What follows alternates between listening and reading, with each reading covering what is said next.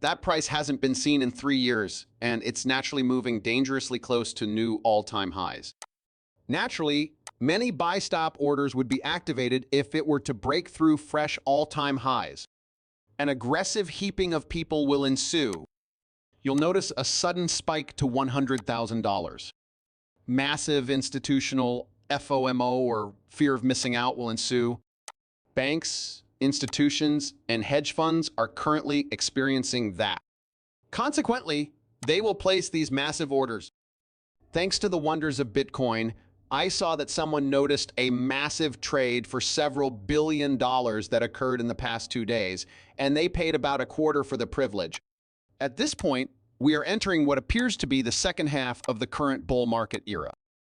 Today, we're going to explore the wisdom of Max Keiser, a prominent personality in the world of Bitcoin, as he sheds light on Bitcoin's current state and its consequences. Does this have implications for both individual investors and the market as a whole? Keep checking back as we delve into what this bullish market era could mean. Every investor faces this challenge.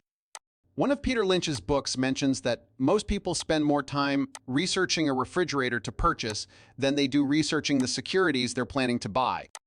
Lynch is a famous money manager at Fidelity Magellan Fund.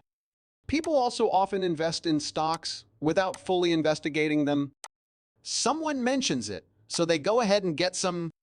Because of this, they are confused about why they are purchasing it. When the price increases, they enjoy it.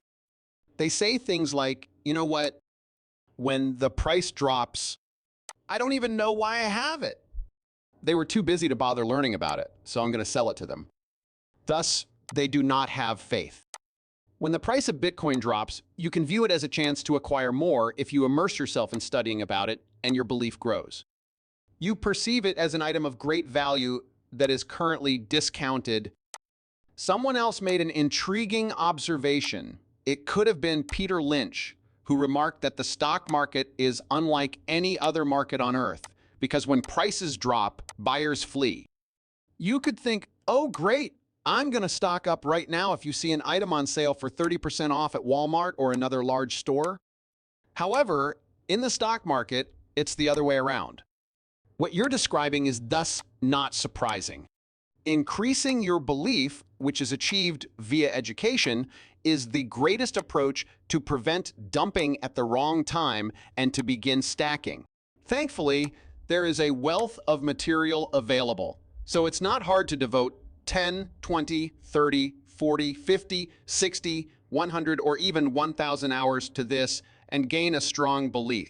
The great trader Paul Sutter Jones, whose name I recall from when he first became interested in it, discussed it on CNBC. Additionally, there is a fundamental level to Bitcoin. The influence of Bitcoin's primary purchasers and owners, the network effect, and Michael Saylor has also touched on this topic. From 1980 to 1922, a total of 42 years dominated by central banks around the globe, there was a strategy known as the Greenspan put. This involved central bankers, beginning with Alan Greenspan, lowering interest rates whenever the markets fell, effectively saving Wall Street. Thus, they essentially charted a fresh course for the Federal Reserve. Prior to this trend beginning under Greenspan and continuing through the present Fed chairman, that wasn't really the Fed's responsibility. One such strategy is the Larry Finker Michael Saylor put, and it applies to Bitcoin as well. Whenever there is a dip in the market, these investors flood the market with orders. If the price drops, you'll see a flood of orders. And it is the ground level. As if the groundwork had been laid, all these bids to purchase Bitcoin are piling up. Therefore, it won't go below that floor. Additionally, they are aware that the game has changed. In the same way that the software industry ate up the world's industrial base, I think the big global institutional money has finally come to terms with the fact that Bitcoin will eat up the currency market this year. In theory, couldn't every piece of software wipe out the planet? There is software behind everything. And it began in the actual 1970s. As the 1980s rolled around, IT giants Microsoft and Apple both went public. I was working as a stockbroker back then. the world was consumed by software and the information era. Those fantastic images are up there too. Here are the 30 items you used to bring along, which you now have on your phone, correct? It seems like it completely changed everything. The foreign exchange sector is being ravaged by Bitcoin. It's devouring the $400 trillion investment, store of value, and investment market on a worldwide scale. The company still has a long way to go, even with a market worth of $1.5 trillion. Additionally, professional money managers will need to start purchasing it once they gain that understanding. Obtaining exposure to this asset class is their duty as fiduciaries. If they don't, their clients will be furious, accusing them of betraying their trust by denying them a promised performance, in this case, the lack of Bitcoin in the account. All right then, you've got that going for you.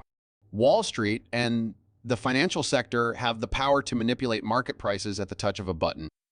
This is likely to go unnoticed. Program trading is what it's called. That expression is often used.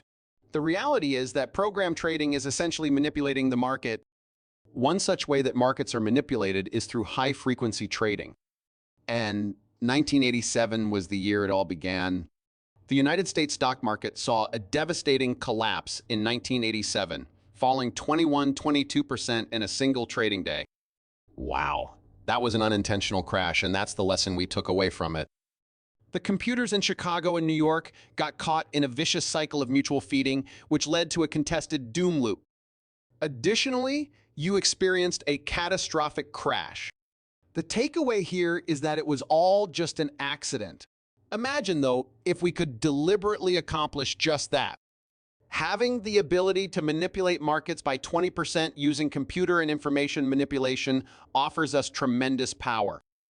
Also, the federal government began purchasing S&P futures contracts to rescue the stock market for the first time ever during the 1997 crisis, which marked a turning point in history. In other words, price discovery came to a halt in October, the Monday following the stock market meltdown on Friday. Pippa Malmgren, a prolific writer and market observer, has done some research on the topic and frequently discusses how the federal government's acquisition of S&P futures contracts effectively terminated free markets in the United States. Capitalism is bad, according to many. Well, capitalism isn't here.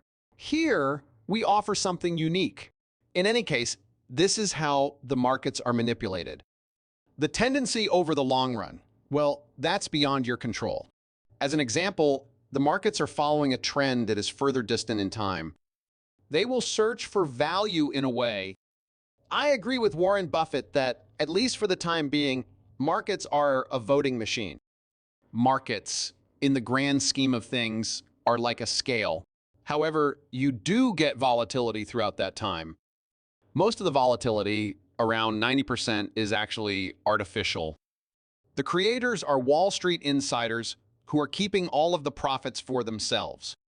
Of course, those funds are used to persuade lawmakers in Washington to enact additional regulations that facilitate stock market manipulation.